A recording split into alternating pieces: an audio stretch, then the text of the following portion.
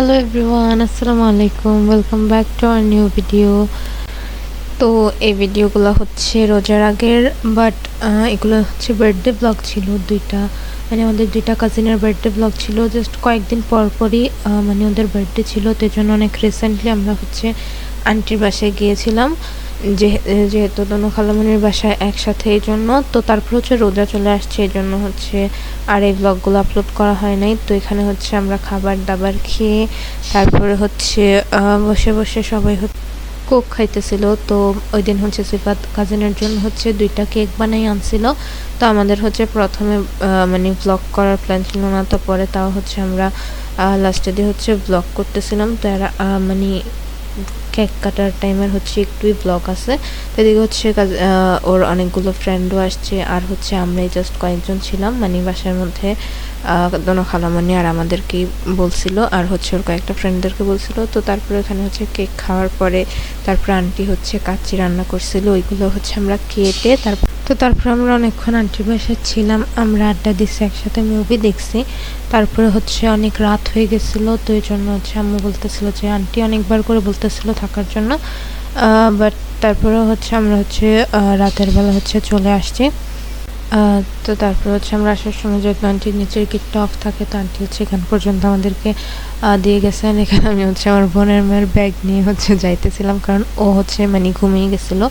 তো ওকেই তো হচ্ছে একজন কোলে নিয়ে রাখা লাগবে, তো আবার ওর ব্যাগ হচ্ছে ওর কাঁধে তো কোনোভাবেই দেওয়া যাবে না।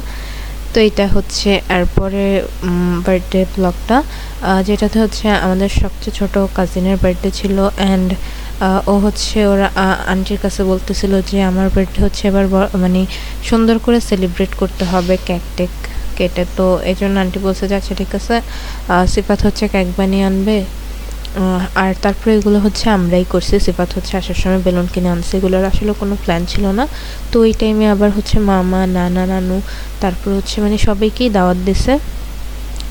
তো দেওয়ার পরে তারপর হচ্ছে এখানে যেহেতু আন্টিরা নতুন বাসায় উঠছে, এই জন্য হচ্ছে এখনও ফার্নিচার সব কিছু এনে তখনও হচ্ছে রাখা হয় নাই। আর ওরা হচ্ছে নতুন ফার্নিচার বানাইতেছে, এই জন্য এই রুমটা পুরাটাই খালি ছিল। মানে ওরা বাসায় চলে আসছে, বাট ফার্নিচার রেডি ছিল না, এই জন্য হচ্ছে ওরা মানে ওই রুমটা পুরোটা খালি ছিল। তো আমরা ওইখানেই হচ্ছে সাজাবো। তো সাজানোর জন্য আমাদের কস্টেপ লাগতো, অ্যান্ড আন্টিদের বাসার মধ্যে নাই। তো এই জন্য হচ্ছে আমরা দোকানে আসছি অ্যান্ড কস্টেপ কিনে নিয়ে গেছি। আমরা হচ্ছে ট্রান্সপারেন্ট কস্টেপটা কিনতে লাগছিলাম, বাট ওইটা দেয়নি। তারপর ওনাকে আবার জিজ্ঞাসা করতে পারে, বলছে যে ওইটা নাই। তো তারপর হচ্ছে আমরা আনছি, যদিও কস্টেপটা দিয়ে কোনো কাজই হয় নাই, মানে মেবি বেলুন করার মধ্যে মেয়াদ ছিল না। তো এই জন্য যেটাই হচ্ছে লাগাইতেছিলাম বেলুনগুলো, মানে কস্টেপ লাগাইলে হচ্ছে বেলুনগুলো ফেটে যাইতেছিল। তো এই জন্য তারপর হচ্ছে আমরা এখন ওইখানে হচ্ছে কেক কাটছে, অ্যান্ড আন্টির বাসার মধ্যে খাওয়া দাওয়া করার পরে তারপর হচ্ছে এখন আমরা বাসায় চলে যাব। তো বাসায় চলে যাওয়ার সময় ওই দিনও হচ্ছে অনেক বেশি রাত হয়ে গেছিলো, যেহেতু অনেক মেহমান ছিল। তো আমরা সবাই একসাথে বসে খাবার খাইছি, তারপর আড্ডা টাড্ডা দিয়ে আস্তে আস্তে তো একটু দেরি হয়ে যায়। তো পরে কি হয়েছে, আমরা হচ্ছে মানে আন্টির বাসা থেকে হচ্ছে যে মেন রোডটা, ওইটাতে গেলেই হচ্ছে গাড়ি পাওয়া যায়, বাট ওই দিন হচ্ছে আমরা পাই নাই। তো আমরা হচ্ছে অনেকক্ষণ মানে অনেকক্ষণ না, আরেকটু হচ্ছে সামনের দিকে গিয়ে তারপরে অনেকক্ষণ ধরে আমরা রিক্সা খুঁজতেছিলাম, বাট হচ্ছে দাঁড়িয়েছিলাম, এখানে পাওয়া যায়নি মেন রোড মানে রোডের মাথায়। তো পরে হচ্ছে একটু সামনের দিকে হেঁটে আসার পরে তারপর হচ্ছে আমরা রিক্সা পাইছি, অ্যান্ড তারপর হচ্ছে আমরা রিক্সা দিয়ে গেছি। বাট ওই দিন রাতের বেলা অনেক ভালো লাগতেছিল, এই দিক দিয়ে হাঁটার সময় অনেক ভালো লাগে, সবগুলো রোড টাইট জ্বালানো থাকে, তো দেখতে অনেক বেশি সুন্দর লাগে। অ্যান্ড মানে রাস্তার মধ্যে কোনোই মানুষ ছিল না, পুরাই হচ্ছে একদম খালি ছিল, আর অনেক ঠান্ডা বাতাস হতেছিল, তো ভালো লাগতেছিল। মেবি ওই টাইমে 12টার মতো বেজে গেছিলো, তো এই জন্য হচ্ছে পুরাটা রাস্তায় খালি। তো এই কারণে হেঁটে হেঁটে আসতে ভালো লাগতেছিলো, বাট আমরা যেহেতু অনেক বেশি মানুষ ছিলাম, এই জন্য তারপর হচ্ছে আমরা রিক্সার জন্য দাঁড়িয়েছিলাম, দেন রিক্সাতে উঠছি। অ্যান্ড এদিকে হচ্ছে পুরো হাউজিংয়ে অন্ধকার হয়ে আছে আমাদের বাসার দিকে, কারণ মানে এখানে হচ্ছে ওই টাইমটাতে লাইট লাগানো ছিল না, এই জন্য। তো তারপর আমরা কোনো রকমে দেখে না দেখে কোনো রকমে বাসায় গিয়ে ঢুকছি।